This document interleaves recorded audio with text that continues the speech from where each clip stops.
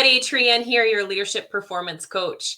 Today, I wanted to come in and specifically talk about some different leadership styles and maybe give you some ideas on how you can find yours. And maybe you haven't thought about a style before, but being a good leader is really important both for us personally and professionally. And I just wanted to give you some different ideas, and maybe you find one that you say to yourself, well, this is a style that I would really choose, and I want to act more like that, and I want to become that type of leader. Or maybe you hear one that you're like, that is the type of leader I am, and I want things to be a little bit differently, right? So our first step in transformation when it comes to our leadership style, a lot of times it's just self-awareness. And as soon as we can start to look at the things that we don't like and we decide, I've seen this and I do like this, then we can figure out what's in the gap. And then we can move more towards being that leader that we want to be.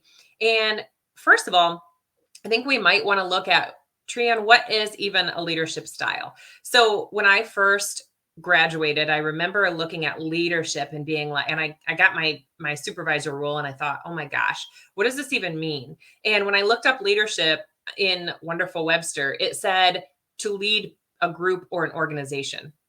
And I'm like, okay, so that kind of tells me like the lead part, but how do I do that? What do I do? And I was really bad at it. I mean, is there anybody else when they first started in a leadership role or being in charge of something, like you just did not do a good job? Am I the only one?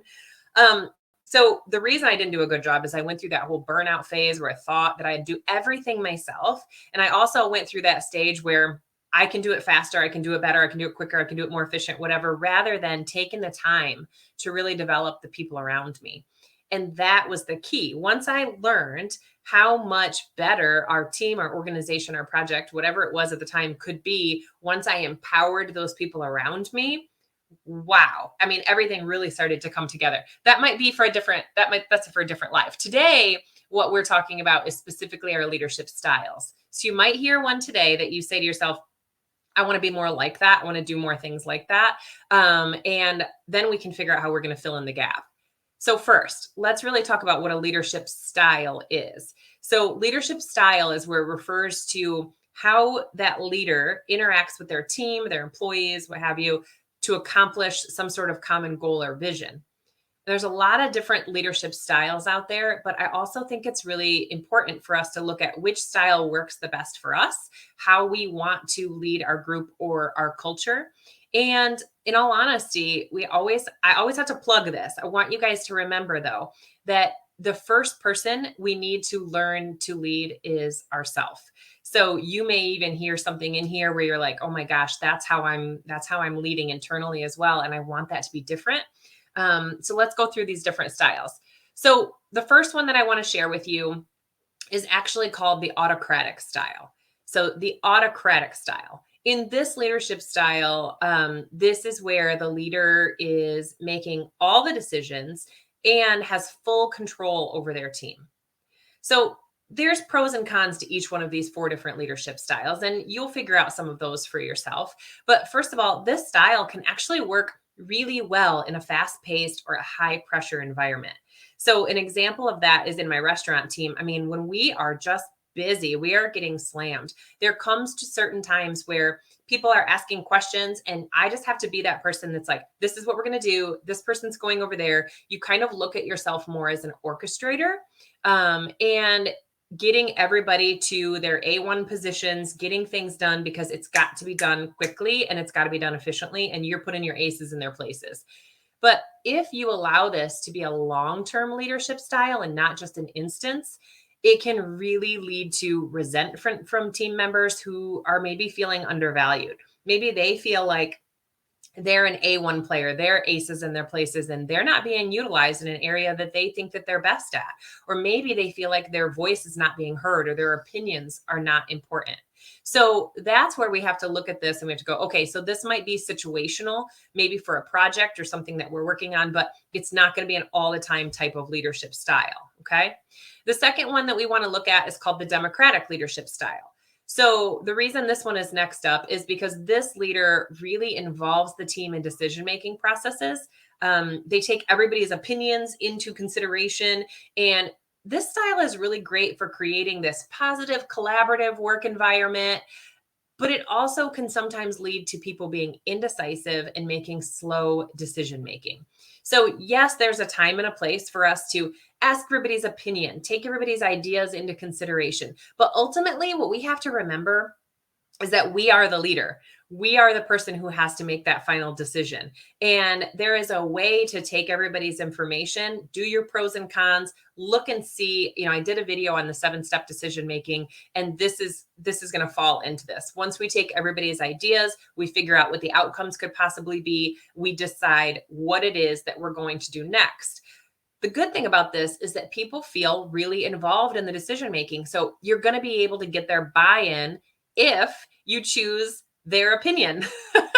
So you also have to know that sometimes you're not going to choose one of the opinions that somebody shared, and you have to know how to be able to give that feedback in this type of situation. So ultimately, we have to remember that the choice comes down to us as the leader, and it has to go towards the goal or the target or the vision that we have for the team, the business, the organization. The next one that I want to share with you guys is called the laissez-faire leadership style. So in this one, this style really involves that leader delegating most of the decision making to the team. You're empowering, you're giving them some autonomy to complete the tasks. This can be really great for teams that are creative and innovative, and maybe you have shown that you can trust them to make some of these decisions. But it can also lead to a lack of direction and a lack of accountability. So we also have to remember that although we want to give people that autonomy, we don't allow them to be creative. We want to help them understand how to make decisions and trust them and show that we have trust in them.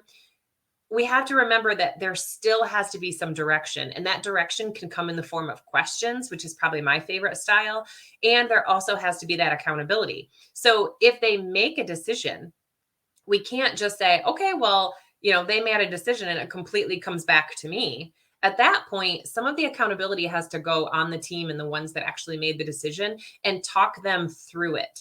So instead of me saying, well, I would have done this in that situation, at that point, I have to start asking them some questions because I've allowed them to make these creative decisions, right? So I might say something like, tell me why you made that decision. Tell me what you thought the result might be. Tell me what you thought the outcome would be. Where were you hoping that would take us as a team? So the accountability can also come in the form of questions. And ultimately, if we're empowering those people around us, we want to ask them those questions and get them to think for themselves, right? So the last one I want to share with you guys, and I know I'm going through these quick, is the transformational leadership. So this style is where the leader is really inspiring and motivating their team to work towards that shared vision. And in this, you want to make sure that they know what that shared vision is. So this style can really lead to high levels of engagement, productivity, efficiency. On the flip side, it can also be really demanding and require a lot of energy from the leader because you're creating this engagement, this productivity. You still have to be able to give them some direction. You still have to hold people accountable, and you still have to trust that your people are making those right decisions. This style, however, can really transform and develop some leaders on your team, which is going to be great for our future development of the team, the company, the organization. So how do you find your leadership style? Well, first of all, you could probably look at some of those examples and you can go, oh my gosh, Trian, that's me. So put down in the comments which one of those seemed to be the one that spoke to you the most. Was it autocratic? Was it democratic? Was that the laissez-faire? Or were you feeling like you're more transformational? Because you probably took on maybe certain parts of one or two of those, but there's one that probably stands out the most. And then also tell me, is there maybe one that stood out to you that you would like to be more like that? Right? So I know for myself, I try to be very transformational, but there are times that I find myself being autocratic because I can make a decision quickly. But then I have to stop and go, okay, if I just continue to give them the answer, what does that look like a month from now? What does that look like a week from now? What does that look like the next time I work with this team? Are they going to be able to perform on their own at the level that expectations I have for my team? So how do we find that style? So I'm going to give you just a couple steps that you can take to try to find your specific style. The number one step is going to be that I want you to engage in some sort of like journaling or self-reflection. You're going to ask yourself questions like, what are my strengths as a leader? What areas do I feel like I need to improve in? And what motivates me as a leader? What motivates me to be that leader? The second thing that you're going to do for a step is that take a look at other leaders. Take a look at other people who you look up to. You want to pay attention to their styles, see what works, see what doesn't, see what maybe you could adapt into your leadership style. And then also maybe you want to seek out some mentorship from a leader that you really look up to, you admire, you respect. And when I was going through a Tony Robbins training, he was like, you want to be a great speaker?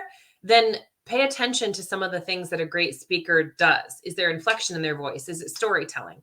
Is it, the way that they close, the way that they open? Do they ask questions? So maybe you look at somebody that you respect, you admire, you want to be like that person, and gain some mentorship from them, even by just paying attention to the things that they do.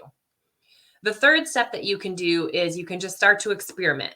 So try out maybe some different styles, see what feels natural to you. And first of all, don't be afraid to make a mistake. If you learn a lesson from something, no mistake was made. And to me, everything that we're doing is either a lesson or a blessing. If I can look at every situation that happens and say, this happened for me, and this is what I learned from it happening, then it's been a great day, right? All right. So finding your leadership style, I feel like, is really important, both personally and professionally. I've said before, a woman who leads herself can lead others, but understanding your strengths and your opportunities, looking at other leaders, and experimenting with some different styles are some great ways to really find what's going to work best for you and your team. Don't be afraid to try things out. And if you're like, Trianne, I just need a little bit more information, I just need to talk through some of the things that I'm working on. If you're ready to take that next step in your leadership journey, I do have one-on-one strategy calls that you can do with me. We can do a 15-minute connect call. During that call, we're really going to just talk about, your specific goals and your challenges. And I'd love to help you come up with a customized plan, because that's going to help enhance your leadership skills. And I don't want you to miss out on opportunities to be that great leader that you want to be. I think it's really important to remember that we're empowering women to lead with confidence, make an impact, make a difference. And you're here because you want to be that type of leader. If not for a group, then specifically for yourself. So I'd love to work together with you on that. Let me know down below what you got out of this real quick training, and make sure that you tag somebody or get them into this that you feel like needs to see this, because we need more positivity. We need more great leaders in the world. And I would love to be able to share some more of this information with a broader group of people. All right. You guys have a great day. I will see you on the next training. And until then, let's just remember that we are out here to make an impact. We are creating that leadership lifestyle with every decision that we make. I am proud of you. You are showing up, and we'll see you on the next training.